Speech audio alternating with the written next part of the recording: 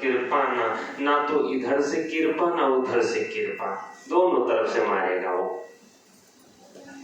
और रावण निकाला कृपान, काटे से पंख पर खगे धरनी, सो मेरे राम करिए अद्भुत करनी।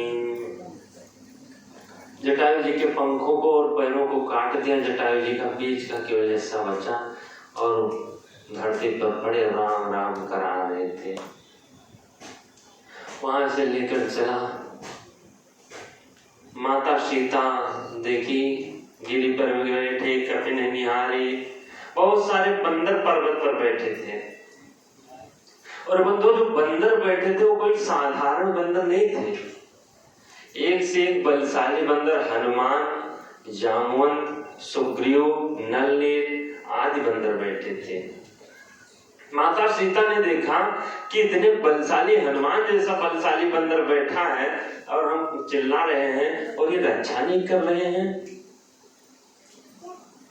माता सीता ने देखा कि जब ये रक्षा नहीं कर रहे हैं, अरे तो स्त्रियों की तरह बैठे हुए हैं, कम से कम इनको दौड़कर रक्षा तो करना चाहिए। माता सीता वहीं से चूड़ी वगैरह अपना जितना आभूषण पहने थे सब निकाल दी और उसी पर्वत पर डाल दी। माता सीता ने कहा, जब तुम स्त्रियों की तरह बैठे हो तो ये सब चूड़ी वगैरह पहनकर बैठ जाओ। और इसीलिए माता सीता कहे हरि नाम दीन पटदारी, सारे आभूषण वे त्याग दिए उसी पर्वत पर। रावण लेकर गया भगवान वहां से, माता सीता को खोजते हुए आए।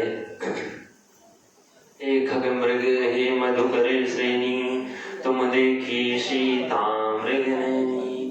पेड़ पौधे पशु पक्षियों से पूछ रहे हैं भगवान। अच्छा बंधुओं, भगवान ऋषि महात्माओं से नहीं पूछे, ये पशु पक्षी पेड़ पौधों से, खग मृग मधुकर से पूछ रहे हैं। क्यों?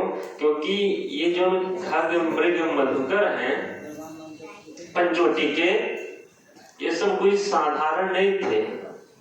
गोस्वामी बाबा कहते हैं, खग मृग मधुकर तनु धरि देवा, खग मृग मधुकर तनु धरि देवा, खग मृग मधुकर तनु धरि देवा, खग मृग मधुकर तनु धरि देवा, आय करहि रघुनायक सेवा, आय करहि रघुनायक सेवा। ये जो खग मृग मधुकर तनु धरि देवा, ये खग मृग और जो मधुकर हैं बंधुओं, ये सब देवता शरीर धारण करके आए थे भगवान की सेवा के लिए। और भगवान इन्हीं देवताओं से ही पूछ रहे हैं कि क्या तुमने सीता जी को देखा है। वहां से भगवान रो रहे हैं, चिल्लाते हुए आए। देखिए तो एक तरफ से राम राम राम राम की आवाज आ रही थी, भगवान उसी तरह हो गए, कौन करा रहा है। देखिए जटायु जी पड़े थे, भगवान ने जटायु जी को गोद में ले लिए। जटायु जी से बोले, अरे महाराज ये तुम्हारी दशा किसने कर दी। जटायु जी ने कहा, महाराज नाथ दशानन यहाँ गति की, दशानन रावण ने हमारी ये गति की है। राम जी ने कहा, रावण ने? बोले हाँ रावण ने, वही ते ही खले जनक यशोता हरिणी, वही दुष्ट जानकी जी को लेकर चला गया है। और जो ही जटायु जी ने बताया पूरा परिचय, भगवान के ऐसा करो महाराज, हमारे कोई पिता नहीं है और तुम्हारे कोई बेटा नहीं है, और तुम हमारा पिता बन जाओ और हम तुम्हारे बेटे बन जाएं। राम कहा तनु राखो ताता। जटायु जी से बोले, तुम शरीर मत त्यागो, अभी तुम रहो। जटायु जी मन में मुस्कुराने लगे। देखिए बंधु, इतना दुख है, लेकिन राम जी की गोदी में बैठे तो मुख मुस्काई कही तेही बाता, मुझसे मुस्कुरा कर कहने लगे, महाराज जाकर नाम मरत मुख आवा, जाकर नाम मरत मुख आवा, आत्माओं मुकुट होई श्रुति गावा, आत्माओं मुकुट होई श्रुति गावा, सोमम लोचन गोचर आगे, सोमम लोचन गोचर आगे, राघव देहनाथ कहीं खागे, राघव देहनाथ कहीं खागे। जटायु जी ने कहा महाराज जाकर नाम मरत मुख आवा, जिसका नाम मरते समय मुख में आ जाए, अगर वो पापी भी हो, कितना भी बड़ा पापी हो, मरते समय बंधु राम जी का नाम आ जाता है तो पापी से पापी भी तर जाते हैं। लेकिन मरते समय राम जी का नाम मुख में नहीं आता। आप देखे होंगे जब कोई मरने लगता है तो हाथ पैर तो उसके बाद में बंद होते हैं, मुंह पहले बंद हो जाता है कि कहीं राम का नाम न ले ले। इसीलिए भगवान पहले उसकी बोली बंद करते हैं। और यहाँ कहने लगे जटायु जी महाराज, सो मम लोचन गोचर आगे, वही हमारी आंखों के सामने खड़े, अब हम किसके लिए शरीर को रखें, इसीलिए अब हम मरना चाहते हैं। और जटायु जी मुस्कुरा रहे थे, भगवान रो रहे थे। अच्छा बंधु एक बात यहाँ देखो, महाभारत में भी एक स्त्री की इज्जत जा रही थी और रामायण में भी एक स्त्री की इज्जत जा रही थी। महाभारत में द्रौपदी जी का चीर खींचा जा रहा था राक्षसों के द्वारा, दुशासन चीर खींच रहा था, लेकिन बंधु द्रौपदी जी के ही कुल के सब पूर्वज बैठे हुए थे। अब इतने बड़े बड़े महारथी बैठे हुए थे, भीष्म पितामह जैसे महारथी, कि बंधु अगर वो भीष्म पितामह एक बार निगाह उठाकर दुशासन की तरफ देख लेते कि दुशासन खबरदार अगर चीर खींचा तुमने, तो बताओ दुशासन की हिम्मत थी वो खींच लेता? कभी नहीं हिम्मत थी, क्योंकि इतने बड़े महारथी थे भीष्म पितामह, वैसा कोई हुआ नहीं। लेकिन उस समय वो भी इतने बड़े धर्मात्मा थे, वो भी सिर नीचे करके और बैठे रह गए उसी समाज में। और एक जटायु जी, अच्छा जटायु जी को पूरा पता था कि हम रावण से जीत तो सकते नहीं हैं, रावण तो मार डालेगा। जटायु जी को पता था कि हम रावण से नहीं जीत पाएंगे, लेकिन फिर भी जटायु जी दौड़कर चले गए बचाने के लिए। दोनों में अंतर देखिए बंधुओं, इनको बेचारे को पता था नहीं बचा पाएंगे, और भीष्म पितामह को पता था कि हम अगर निगाह उठाकर देख लेंगे तो इसकी औकात नहीं खींच ले, लेकिन वो नहीं बोले और ये बेचारे दौड़े चले गए।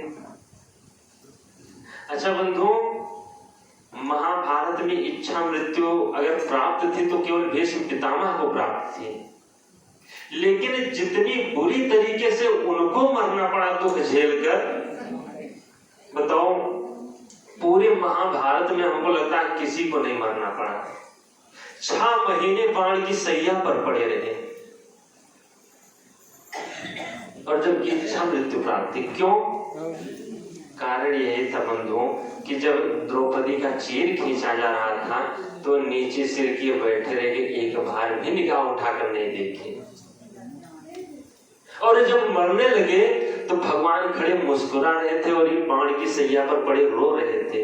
और जटायु जी जब मरने लगे तो भगवान रो रहे थे और जटायु जी गोद में पड़े मुस्कुरा रहे थे। बंधु इसी को कहा जाता है परोपकार का फल। और जो ही जटायु जी की मृत्यु हुई, भगवान यहाँ से जटायु जी को लेकर गए, जटायु जी का अंतिम संस्कार किए। अविरल भगति मांगी वर गीत गयो हरि धाम। जटायु जी भगवान के धाम को गए और तही करे क्रिया यथोचित निज घर कीन्ही राम। भगवान जटायु जी का अंतिम संस्कार अपने हाथ से किया। एक बात आप लोग देखे होंगे कि भगवान आज तक किसी का अंतिम संस्कार नहीं किए, कि किए थे सरभंग जैसे महात्मा भगवान के सामने ही शरीर का त्याग किए थे योगाग्नि में, लेकिन भगवान सरभंग जी का अंतिम संस्कार नहीं किए थे। बंधु कथा को ध्यान से सुनना, क्योंकि आज अंतिम दिवस है, कथा के मर्म को हम समझाएंगे। भगवान अंतिम संस्कार किसी महापुरुष का नहीं करने के। शबरी मैया पूरा जीवन राम राम रटते रटते बीती रही उमरिया, पूरा जीवन राम राम रटती रही, लेकिन भगवान के सामने ही शबरी जी प्राण त्यागी और भगवान शबरी मैया का अंतिम संस्कार नहीं किए। लेकिन जब जटायु जी गिद्ध जब मरने लगा तो भगवान ते ही कर क्रिया जथोचित निज कर कीने श्रीराम, भगवान उनका अंतिम संस्कार अपने हाथों से किए। क्यों? क्योंकि बंधु कारण था। कारण ये था कि एक बार दशरथ जी के ऊपर शनि की 7.5 लगी, और जो ही दशरथ जी को पता चला कि हमारे ऊपर 7.5 का प्रकोप है शनि भगवान का, तुरंत तो अपने रथ पर सवार हुए और सीधा शनि लोक को चले गए। जो ही शनि लोक पहुंचे, ऊपर से शनि भगवान शक्ति छोड़े और दशरथ जी का रथ विदीर्ण होकर नीचे गिर पड़ा। दशरथ जी ऊपर से नीचे जब गिरने लगे तो जटायु जी देखे कि दशरथ जी गिर रहे हैं। जटायु जी गए, दशरथ जी को अपने पंख पर बिठाकर और लेकर चले आए अयोध्या। जब दशरथ जी को उतारे, दशरथ जी ने कहा, महाराज आपने हमारे ऊपर इतना बड़ा परोपकार, हम आपसे कुछ ले लें तो परोपकार का मतलब क्या रह जाएगा। बंधु जटायु एक गिद्ध पक्षी है, गिद्ध अधम खग आमिष भोगी, पूरा जीवन मांस खाया, लेकिन कितना बुद्धिमान। कम से कम कुछ जटायु जैसे भी सीख लो कि अगर किसी के साथ कोई परोपकार कर दिया जाए तो उससे बदला की भावना नहीं रखना चाहिए कि हमने क्या है ये भी करेगा। जटायु जी ने कहा, महाराज परोपकार का मतलब क्या रह जाएगा। दशरथ जी ने कहा, महाराज आप कुछ अगर मांगोगे नहीं तो हमारे मन को शांति कैसे मिलेगी, इसलिए आप अपने लिए नहीं हमारे लिए कुछ मांग लो। जटायु जी ने कहा, अगर तुमको देना ही है तो एक काम करो, हमारे कोई परिवार नहीं है और तुम्हारा भरा पूरा परिवार है, लेकिन जब आपके कोई बेटा होगा तो जो पहला बेटा होगा वो आप हमको दे देना। दशरथ जी ने कहा, ठीक है महाराज। और बंधु दशरथ जी के यहाँ जब राम जी का जन्म हुआ तो जटायु जी को पता चला, जटायु जी सीधा छत पर। अच्छा बंधु, किसी की छत पर अगर गिद्ध बैठ जाए तो अशुभ माना जाता है। द्वारपालों ने देखा कि गिद्ध बैठा है, इसको पहले मारकर भगाओ, यहाँ तो इतना शुभ कार्य हो रहा है, और गिद्ध आ गया। जो ही जटायु जी को मारने चले, जटायु जी ने कहा, एक बार रुक जाओ, दशरथ जी से बता दो कि जटायु जी आए हैं। कुछ उन्होंने हमको देने के लिए कहा था, वही हम लेने आए हैं। तुरंत गए, सब बताए, महाराज एक गिद्ध बच्ची आया है और कह रहा है कि मैं जटायु हूँ, दशरथ जी को बुला लाओ। कुछ आप देने के लिए कहे थे उसको? दशरथ जी ने कहा, हाँ बिल्कुल हम कहे थे। दशरथ जी तुरंत गए, राम जी को उठाए और राम जी को लेकर दौड़े चले गए, जटायु जी के सामने रख दिए। लोग समझाए, अरे महाराज वो मार डालेगा, गिद्ध खा जाएगा। दशरथ जी ने कहा, जो कुछ भी करना हो ये हमारा नहीं, ये इन्हीं का है। और जटायु जी राम जी को अपने पंखों से ढक लिए थोड़ी देर तक। जटायु जी ने कहा, दशरथ ऐसा करो, हमारे पास कोई घर परिवार तो है नहीं, कुछ दिन इनकी सेवा तुम कर देना। दशरथ जी ने कहा, ठीक है महाराज। तो बंधु राम जी दशरथ जी राम जी को दे चुके थे पहले से। अच्छा अगर देखा जाए तो पिता का जो अंतिम संस्कार होता है वो पिता का जो बड़ा बेटा होता है वही करता है। दशरथ जी का अंतिम संस्कार इनका जो बड़ा बेटा राम जी थे ये नहीं किए। क्यों? क्योंकि ये इनके थे नहीं, इनको तो जटायु जी को दे दिए थे, भरत जी थे। और इसीलिए दशरथ जी का अंतिम संस्कार भरत जी के द्वारा किया गया और जटायु जी का अंतिम संस्कार राम जी के द्वारा किया गया। कहीं करे क्रिया यथोचित निज करे कीनी श्री राम।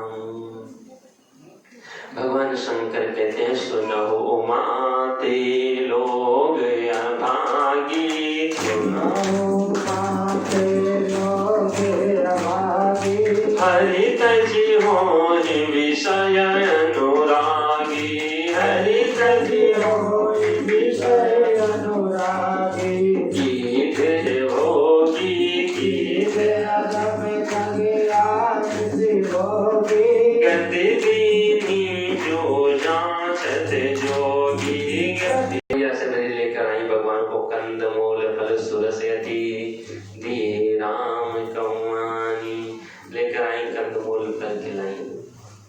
कुछ लोग कहते हैं जूठी बेल भी खिलाई थी, लेकिन मानस में तो लिखा नहीं। कुछ लोग कहते हैं वही बेर जो उठा करके दी थी, और कुछ महात्माओं का कथन है कि वो बेर नहीं, वो उसी टोकरी में से भगवान को भी खिला रही थी, उसी टोकरी में से खुद भी खा रही थी। और यहाँ से भगवान मैया शबरी को नौधा भक्ति का उपदेश दिए। प्रथम भक्ति संत निकरे संगा, पहली भक्ति संतों का संग करना चाहिए। दूसरे रति मम कथा प्रसंगा। और बंधु जीवन में जब तक संतों का संग नहीं होता है तब तक भगवान की कथा सुनने में, और जब कथा सुनेंगे तो इससे बंधु संत के चरणों में प्रेम बढ़ेगा। गुरु पद पंकज सेवा तीसरे भक्ति यमान। और जब हम आप संतों की सेवा करेंगे तो हमारे अंदर से अभिमान अपने आप नष्ट हो जाएगा। चौथी भक्ति मम गुण गण करई कपट तजी गान। फिर भगवान का गुणगान हम करेंगे छल कपट त्याग कर। पांचवी भक्ति मंत्र जाप मम दृढ़ विश्वासा। और मंत्र का जाप करेंगे जो गुरु जी देंगे। पंचम भक्ति सुनी देव प्रकाशा। ये पांचवी भक्ति जीवन में आ जाती है। फिर आगे छठ दम शील विरत बहु कर्मा निरत निरंतर सज्जने धर्मा। और जब भगवान के मंत्रोच्चार का जाप करना शुरू करेंगे तो बंधु जीवन अपने आप सरल हो जाएगा। निरत निरंतर सज्जन धर्मा। सातों सम महिमहि जग देखा। सातवां सारे जगत को भगवान के समान ही दिखाई पड़ने लगेगा।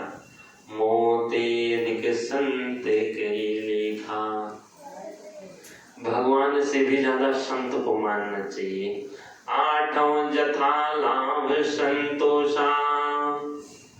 फिर जितना मिल जाए उसी में संतोष आने लगता है। बंधु हम आप शांति ढूंढना चाहते हैं कि शांति कैसे मिले जीवन में, लेकिन शांति मिलेगी कैसे? और शांति कोई अपनी बिटिया का नाम रखा दे तो इसको नहीं कहा जाता कि शांति हमको तो मिल गई। शांति हृदय में जो तरंग उत्पन्न होती है इच्छा की, हृदय जब शांत हो जाए। लेकिन ये शांत कैसे होगा? जब तक संतों का संग नहीं करेंगे, भगवान की कथा नहीं सुनेंगे, भगवान का मंत्रोच्चार का जप नहीं करेंगे, तब तक शांति मिलने वाली नहीं। आठों जथा लाभ संतोष। ये भगवान की आठवीं भक्ति में संतोष आता है। और जब संतोष आ जाता है बंधुओं, तभी फिर हम आप दूसरे का दोष देखना बंद कर सकते हैं। जीवन में जब तक संतोष नहीं आता तब तक दूसरों का दोष ही दिखाई पड़ता है। और सपन हो नहीं देखई परिदोषा।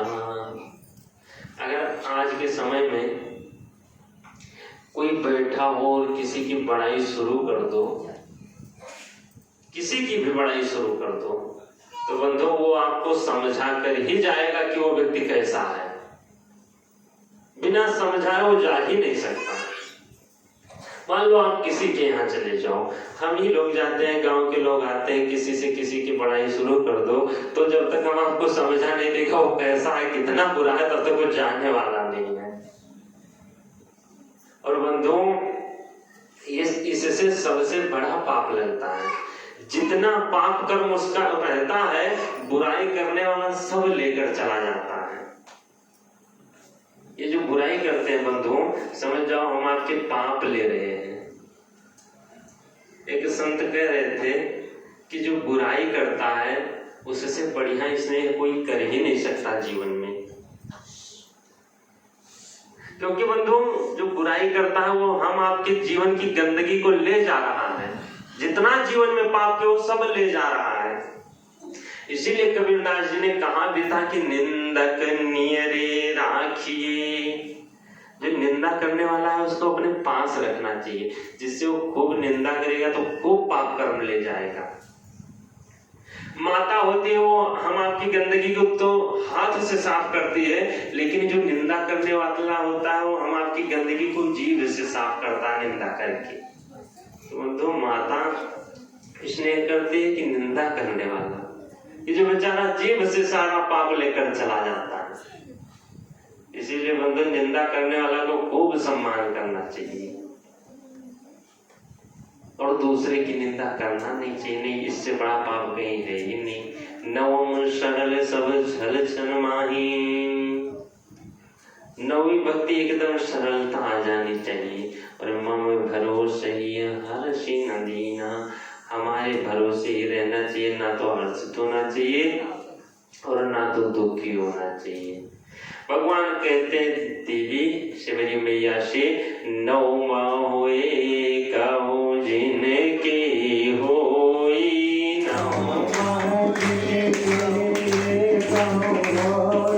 नारी पुरुष सचराचर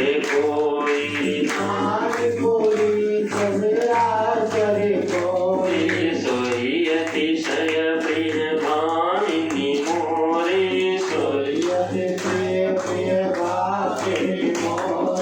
सकल प्रकार भगति ऋण तोरे, सकल भगवान कहते हैं नौ मोह को जिनके हुई, नौ भक्ति में से एक भी जिनके अंदर आ जाती है वही हमको सबसे ज्यादा प्रिय होता है। और आपके अंदर तो नौ की नौ भक्ति प्रगाढ़ रूप से भरी है, इसलिए आपके समान हमको कोई प्रिय नहीं है। और यहाँ से भगवान से मेरी मैया का उद्धार किए। आगे नारद जी मिले, नारद जी से भी वार्ता हुई। नारद जी से वार्ता होकर भगवान आगे गए, किष्किंधा पहुंचे। किष्किंधा का मतलब कर्नाटक, जिसको आज हम लोग कर्नाटक के नाम से जानते हैं, यही किष्किंधा था। और किष्किंधा पहुंचे भगवान गोस्वामी बाबा कहते हैं आगे चले बहुरी रघुराया,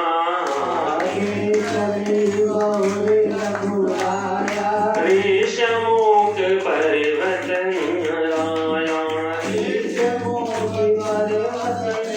आया, तारा सचिव सहित सुग्रीवा,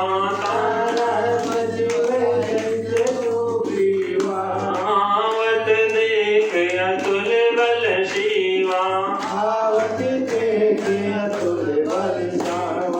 अति सभीत का सुनो हनुमाना, पुरुष जुगल बल रूप निधाना, आगे चली बहुरी रघुराया। यहाँ से भगवान आगे बढ़े, ऋष्यमुख पर्वत नियर आया। ऋष्यमुख नाम का पर्वत, जहाँ तारा सचिव सहित सुग्रीवा, सुग्रीव जी अपने साथियों सहित हनुमान आदि सब बानर, हनुमान जी आदि सब बानर वहां उपस्थित थे। और वहीं जब भगवान पहुंचे, सुग्रीव जी जब भगवान को देखे तो सुग्रीव डर गया। देखिए बंधु, अच्छा एक बात बताओ, भगवान को देखने से सब डर जाते हैं कि डर खत्म हो जाता है? कहीं अगर डर लगी हो, भगवान का नाम लेने लगो तो डर लगती है कि खत्म हो जाती है, खत्म हो जाती है। लेकिन आज सुग्रीव जब भगवान को देखा तो भगवान को देखकर वो डर गया। अति सवेत कहा सुनो हनुमाना। अच्छा एक बात बताओ, जो धर्मात्मा होंगे वो तो भगवान को देखकर प्रसन्न होंगे, लेकिन जो पापी होंगे वो डर जाएंगे। और ये जो सुग्रीव था बंधु, ये बहुत बड़ा पापी था, बहुत पापी, इतना पापी। अब जो भगवान को देखकर डर जाए उसको समझ जाओ कि कैसा रहा होगा। और यहाँ जब देखा भगवान को डरा, भगवान हनुमान जी से बोला ऐसा करो तुम जाओ वहां से, और देखो ये दोनों जो बालक आ रहे हैं ये दोनों कौन है, हमको मारने तो नहीं आ रहे हैं। हनुमान जी ने कहा क्यों? बोला क्योंकि पटय से बाल हो ही मन मैला, हमको लगता है बाली ने भेजा, हमारे मन में मैल आ रही है। हनुमान जी ने कहा चिंता मत करो, मैं जाकर पूछता हूं उनसे। सुग्रीव ने कहा पूछना, लेकिन अगर हमको मारने आ रहे होंगे तो वहीं से इशारा करना, हम भाग जाएंगे यहाँ से भी। हनुमान जी ने कहा ठीक है। हनुमान जी के ब्राह्मण का रूप रखकर पूछने लगे को तुम श्यामल गौर शरीरा, क्षत्रिय रूप फिरो वन वीरा। राम जी ने सोचा आज हमारा हनुमान आया हमसे पूछ रहा है को तुम श्यामल गौर शरीरा। अच्छा जब हनुमान हमसे छिपा रहा है तो हम भी छिपाएंगे। भगवान भी छिपाने लगे। हनुमान जी से पूछे कौन हो? राम जी ने कहा देखो हम कौशले से दशरथ के जाए, हम पितु वचन मानी बने आए। नाम राम लक्ष्मण दो भाई, संग नारी सुकुमारी सुहाई। और यहाँ हरि निशिचर वैदेही, विप्र फिरहि हम खोजते तेहि। हम दशरथ जी के बेटे हैं, दोनों भाई यहाँ आए थे पिता के वचनों का पालन करने। यहाँ राक्षस हमारी पत्नी का हरण करके लेकर चला गया, उसी को हम खोज रहे हैं। आपने चरित्र कहा हम गाई, और विप्र कहा होने जे कथा बुझाए।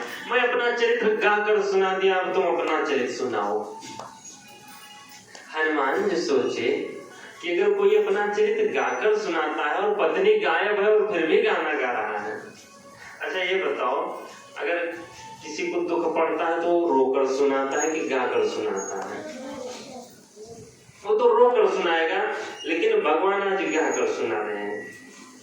यहाँ तुलसीदास जी को लिखना था आपन चरित्र कहा हम रोई, रोकर सुनाते, लेकिन आपन चरित्र कहा हम गाई, जो ही गाकर सुनाए भगवान। हनुमान जी समझ गए कि अगर किसी की पत्नी गायब है और वो गाना गा रहा है तो ये जीव नहीं, ये ब्रह्म ही होंगे।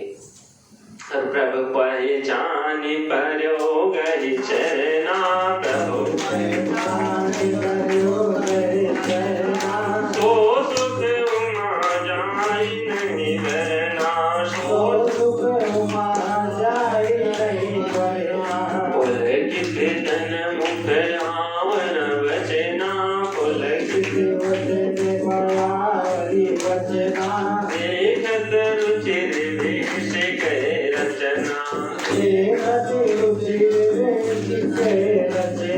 हनुमान जी भगवान को पहचान कर और भगवान के चरणों में गिर पड़े। भगवान से कहने लगे प्रभु हम तो आपको भूल गए, जीव है, लेकिन आप तो कैसे भूल गए? आपको तो नहीं भूलना चाहिए। भगवान उठा ले, उनको हृदय से लगाया। भगवान ने कहा हनुमान तुमको हम नहीं भूले हैं, क्योंकि जितना प्रेम हम आपसे करते हैं उतना किसी से नहीं करते हैं। हनुमान जी ने कहा प्रभु ऐसा करो, आपकी जब पत्नी गायब है तो ऊपर सुग्रीव जी बैठे हैं, उनकी भी पत्नी गायब है, और इनकी भी पत्नी बाली इनका भाई लेकर चला गया। हनुमान जी ने कहा और प्रभु जो दुख आपको वही दुख उसको भी है, तो दोनों लोग ठीक से बढ़िया मित्रता हो जाएंगे। आप चलिए नाथ शैल पर कपिपत राही, सो सुग्रीव दास दवाई। वो आपका दास है और तेहि सन नाथ मैत्री कीजिए, आप उससे मित्रता कर लीजिए। भगवान बोले चलो भाई मित्रता भी कर ले।